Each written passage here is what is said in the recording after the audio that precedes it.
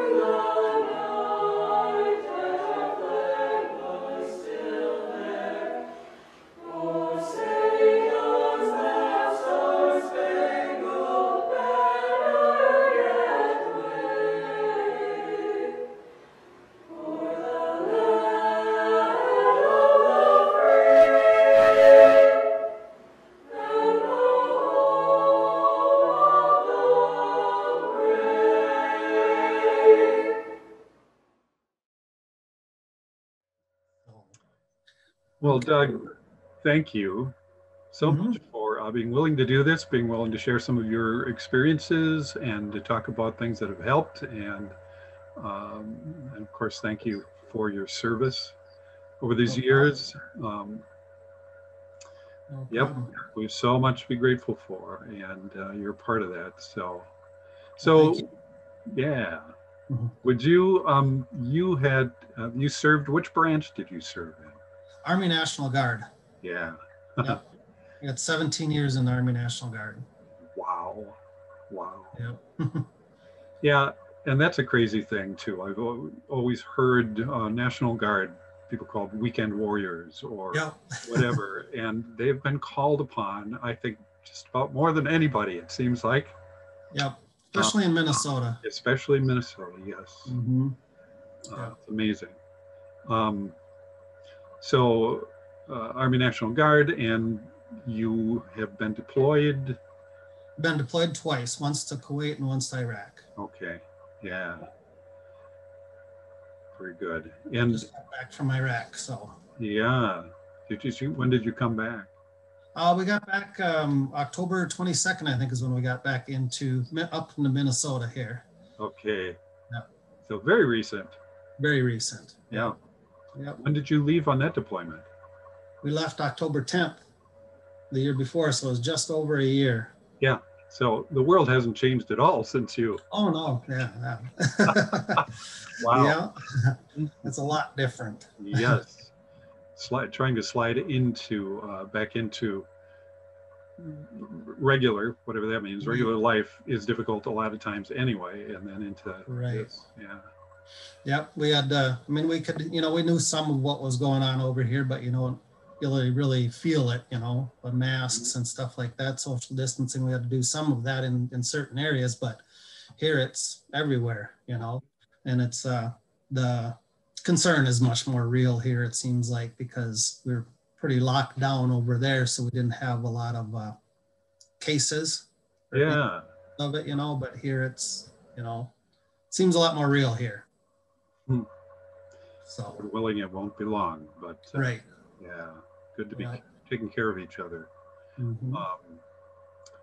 And so some of your stories, some of the things that had impact on you. Well, I think serving 17 years, that has an impact on your life. Mm-hmm. Yeah. Entering into that. Are there some experiences that you had though along over these years that come to mind that had particular impact on you?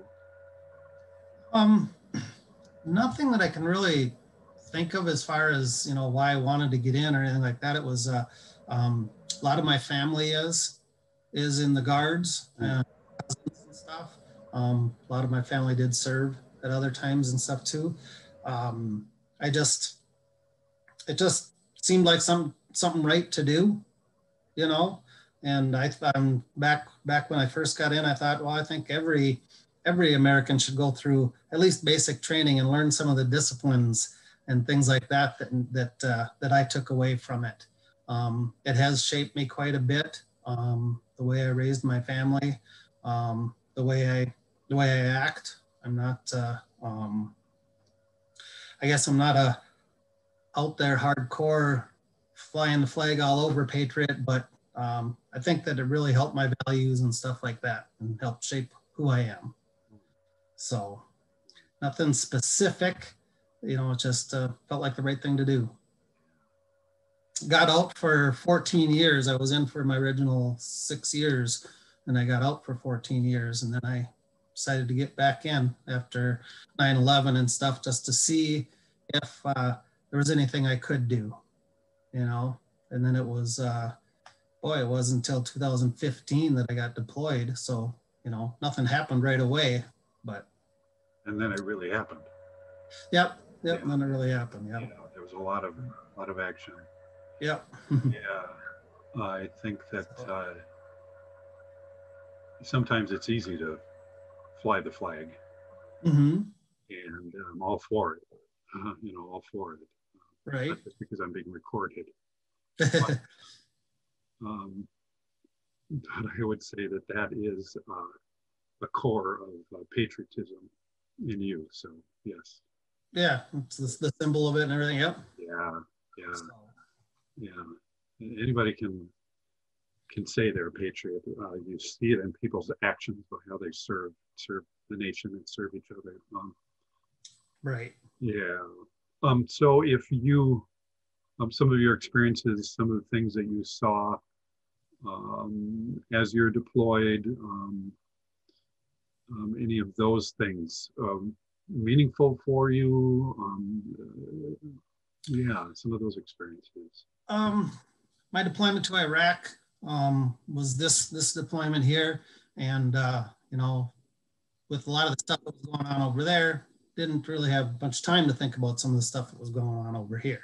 Mm. So we did. There were a lot of things that happened after they killed General Soleimani, the Iranian guy. Yeah. So after that, it got kind of hectic over there. So we were well trained for it and everything, and there's still thoughts, on what happened there. It was a busy, hectic time.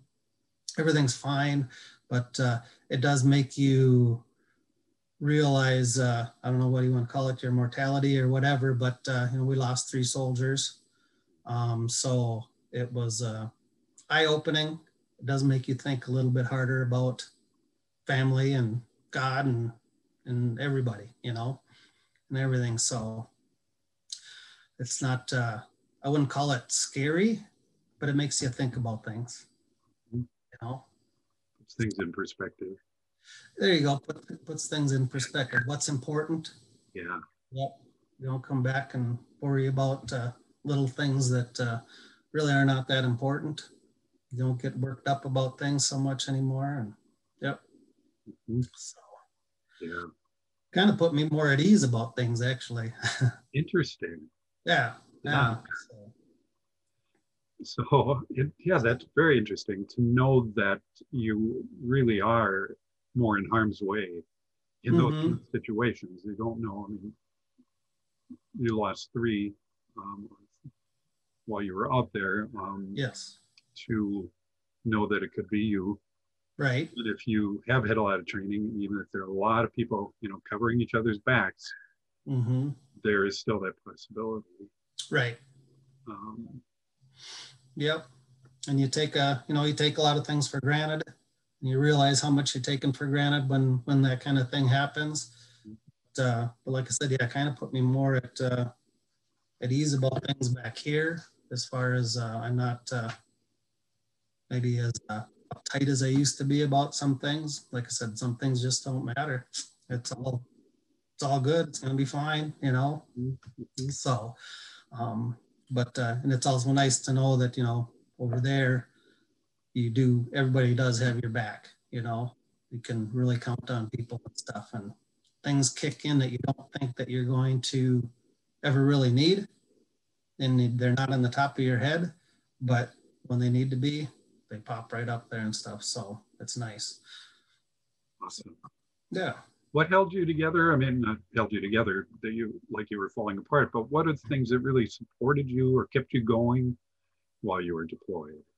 It was nice to talk to Chaplain Toole over there. I don't know. I think you might know him, Chaplain Daryl Toole. Yeah. Yes, I've met him. Yeah. Okay. Yeah. All right. Yep. He was over there with us. He was always good to talk to. Very energetic. Yeah. Yeah. And just knowing, that things aren't all that bad. I mean, like I said, some of the, just relax. It is what it is and stuff. And my family back here, I got a 3-year-old granddaughter, and then I just had a grandson when right before I got back, September 29th, he was born. So yeah, all that kind of stuff. Just knowing I get back to come back to family and stuff was really big for me. Yep. Good incentive. Yes. And Mm-hmm. Congratulations on Thank you. their grandpa. Yeah. Yeah. That's a very fun thing. Yeah. Yeah. Very much. Well, so coming back, you shared earlier with me that that somebody had assisted a little bit with the family and things while you were gone, all that. Let's say a little bit about that. Okay. Well, the Yellow Ribbon, the whole, all Yellow Ribbon State, Minnesota State Yellow Ribbon and Big Lake Yellow Ribbon in particular for me, my last deployment, one of the people, they were just getting started up. One of the people had I think it was around Thanksgiving, had ran into my wife at Coburn's and gave her a gift card for a turkey, I think is what it was. And she told me about that. And I'm going, oh, that's cool. That was helpful. And then I think they offered to plow the driveway and stuff while I was gone that time. So when I got back, I checked in with them to stop by and say hi and thank you. And now I've been on the board since and whatnot, and all the different things that they do. They've done so many things just as far as trying to get the awareness of, that we are out there. The Yellow Ribbon is out there and available to veterans and family and everything. They've done so much with that the last couple of years that I've been with them. But it seems like, veterans, I don't know, a pride thing or whatever, we typically don't ask for help, and our family is kind of the same way. But to anybody who has been deployed or even gone for a couple months from their family, they realize that, when we're gone with a group of soldiers, we have support all around us.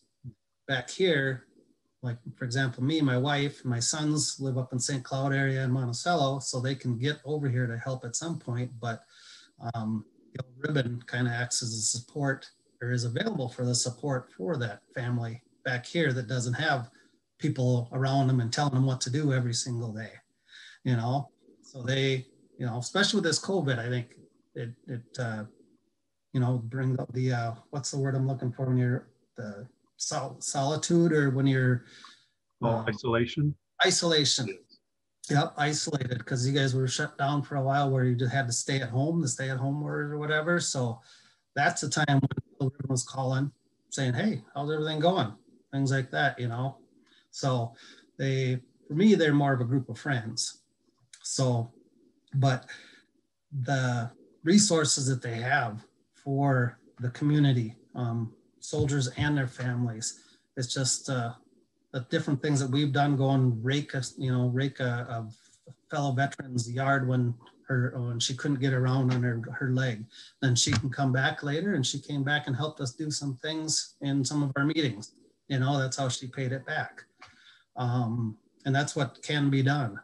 There was a fire recently, I believe, that veterans home needed a new water heater or something after a fire, I think is what it was. Well, it was gone. Or maybe the water heater just flooded basement or went out. So we found out about that. They didn't reach out to the Yellow Ribbon. Somebody told us about them, and we're able to help, you know. So there's just so many things like that. We've got so many resources as far as people who are wanting to help plow, electricians that want to help do something if you need any little thing, plumbers that are available if plumbing goes bad while you're gone. I know one of the other soldiers that were with me did take advantage of some of this stuff. His wife had called, and I can't remember exactly what they had to do there, but then we just try to make our presence known in the community, you know, so that you know we're there and you can reach out.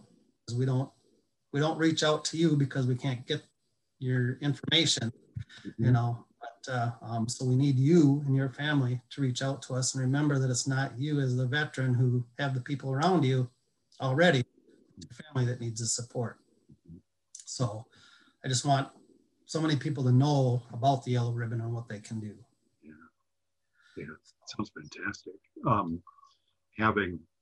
you mentioned that the pride thing, and which it's not just veterans that have that, but part, I think, of what, you know, good soldier, whatever, there, you need that self-sufficiency and all of that, but we also need to be there for each other. There's, I don't know how you balance that. A lot of times it's the people around the veteran or the one that's being deployed, around those families, that need to be aware of where the needs are that they're not necessarily going to ask. Very good point. What can we, how can we help? Like some of the stories that you had just mentioned,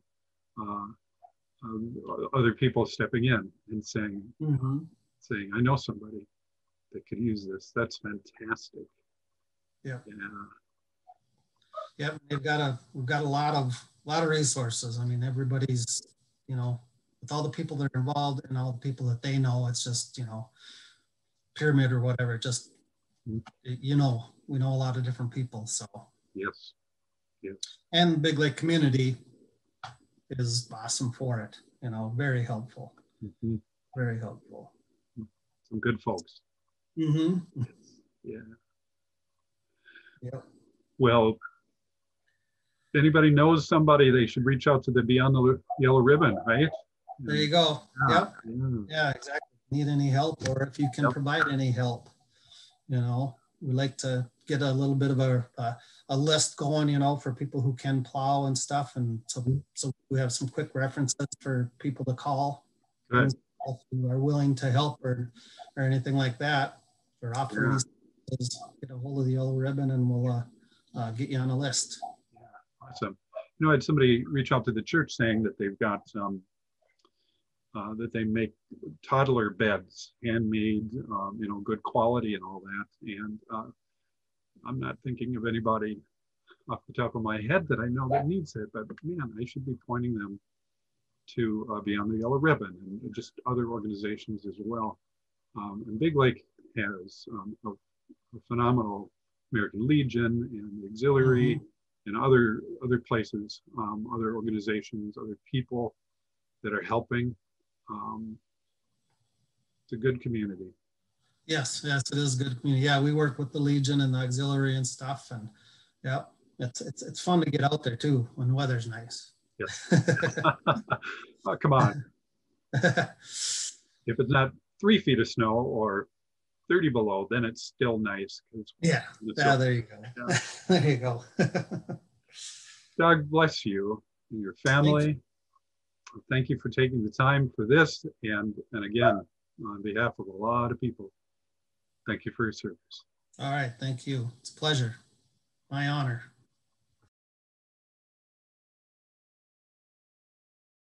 A few moments ago, I placed a wreath at the tomb of the unknown soldier.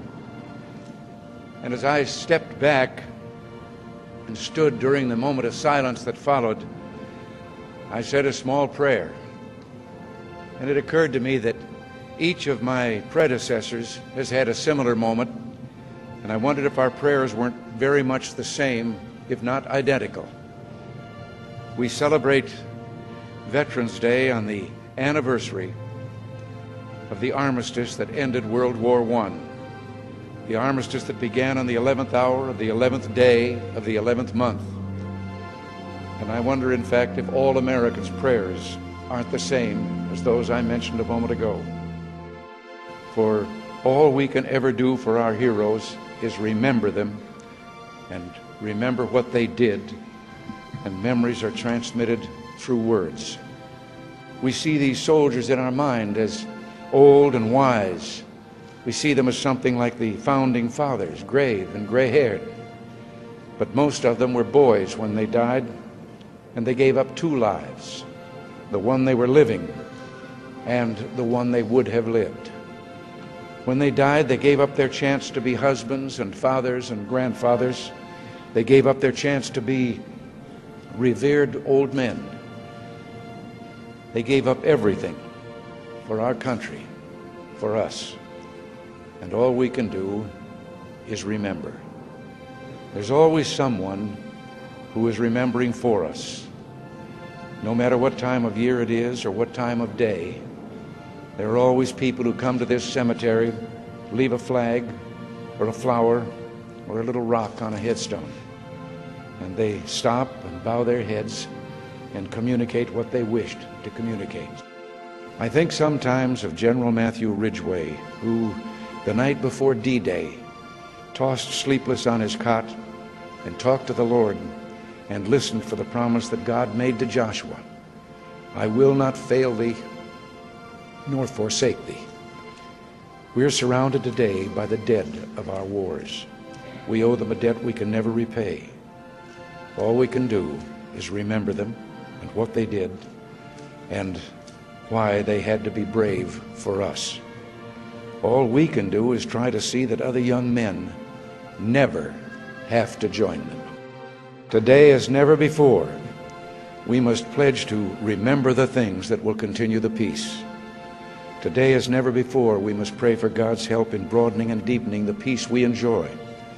Let us pray for freedom and justice and a more stable world.